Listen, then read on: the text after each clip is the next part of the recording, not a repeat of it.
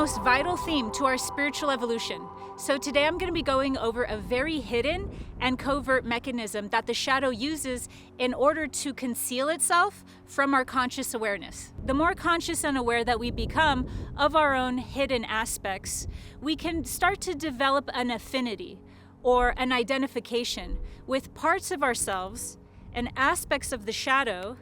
that are vulnerable, but yet are still concealing deeper layers of the shadow. And so it's really important to understand when we're doing shadow work is that we may get to a layer where we become comfortable with a certain level of vulnerability and a certain level of intimacy with ourselves. Like if we're able to start expressing grief or getting in contact with sorrow, if we're able to connect with aspects of our psyche that were deprived of expression and of our conscious presence. And we might start to set up a base camp there, if you will, where we identify with these aspects and where we may even feel comfortable with bringing these forward and sharing our experience of these aspects with the world. Now that is deeply healing, and nothing that I meant to say is to negate that at all. But what I want to point out is that how this in itself can become a block. What's not only possible, but what happens all the time in the spiritual community is that we end up identifying with more of our vulnerable or empathic parts of the shadow. The ones that we were once ashamed of or once felt too vulnerable to connect with, but that now we're starting to develop a certain degree of comfortableness with. And when we do that, we're able to start expressing ourselves and the truth that those aspects of us carried when they are in a more sensitive, helpless, or victimized state. Because we're able to express aspects of ourselves that are victimized, we're able to own those if we're interested at least in any form of sincerity or any form of consciousness.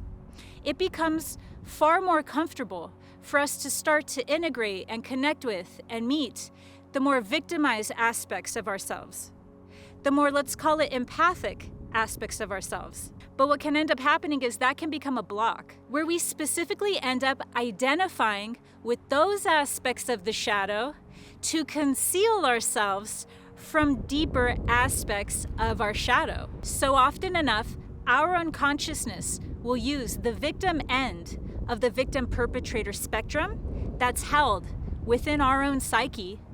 to cut off our awareness from our deeper layers of shadow, which hold more of the perpetrator end of that spectrum. Now, these are the aspects of the shadow that we feel far, far less comfortable being able to own, being able to look at, or integrate, or even connect with. This is the deepest part of the shadow, the one that we don't even want to see in ourselves, but we're able to see in others or in the world at large. So at a certain point in our own healing journey, we might have been able to look at the parts of ourselves that we are ashamed of, and yet we still might not even be able to acknowledge parts of ourselves that can act in more of a sadistic manner, more of a masochistic manner, more of a manipulative manner, more of a one that wants to usurp power, or at least be able to take their power back in semi-passive aggressive ways to outright aggressive ways. And so there's so many different tactics that this deeper aspect of the shadow uses in order to conceal itself from our conscious awareness. So it will parade itself typically or avail itself in more of the aspects of its sensitive, empathic nature, which fall along the more victimized end of the spectrum, in order for us to be able to over-identify with shadow work in general, being that first layer of the shadow, being that more empathic part, the ones that contain aspects of ourselves that we might not have wanted to look at because they involved shame.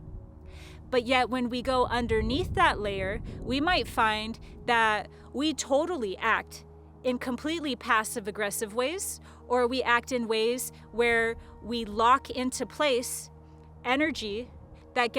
it leaks out in one form or another, but that it's really coming from aspects of ourselves that seek to oppress, or that can be super threatened, or it can be very jealous. And so we don't want to see all of these other aspects of the self and what they're doing in order to get their needs met in very maladaptive and manipulative ways, because we want to only identify with the aspects of ourselves, the shadow parts, where we're able to express them and still come off looking like a good guy, or still come off even having it be, expressed in a beautiful way. Kind of like if we first started opening up our heart and then expressing how much grief we have. A lot of times now, we'll finally be able to express more vulnerable parts of our experience and more vulnerable parts of the truth of who we are. And yet we still won't be able to go deeper into the shadow to meet the aspects of our own self that oppress, that control, that manipulate,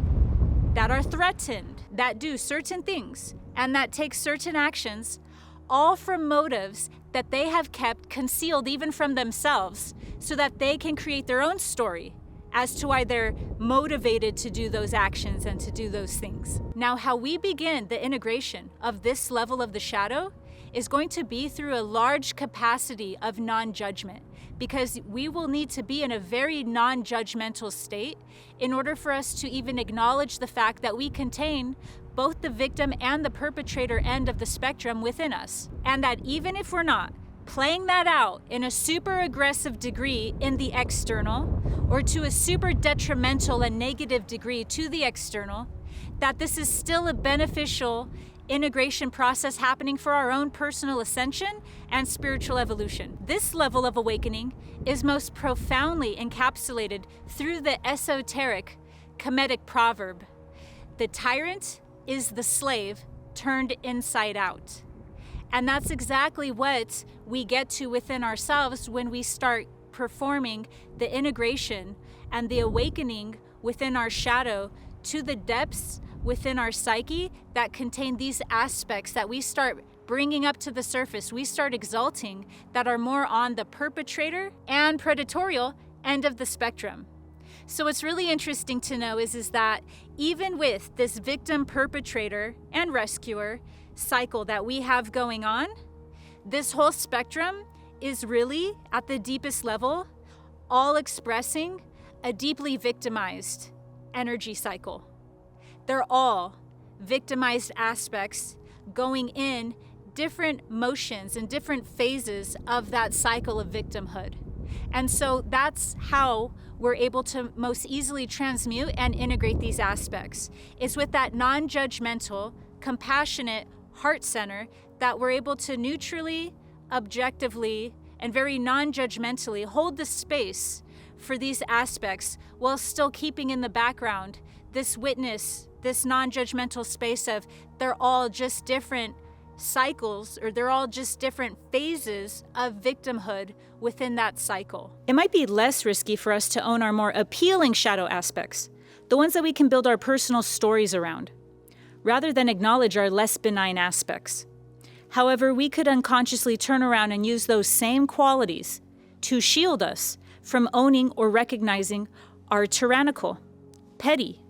dual, sadistic, manipulative, or vindictive counterparts. When we are not able to acknowledge deeper layers of our shadow, we will start to villainize all of the qualities and characteristics that we have yet to make conscious within ourselves, or that we may be semi-conscious of, but simply don't know how to integrate.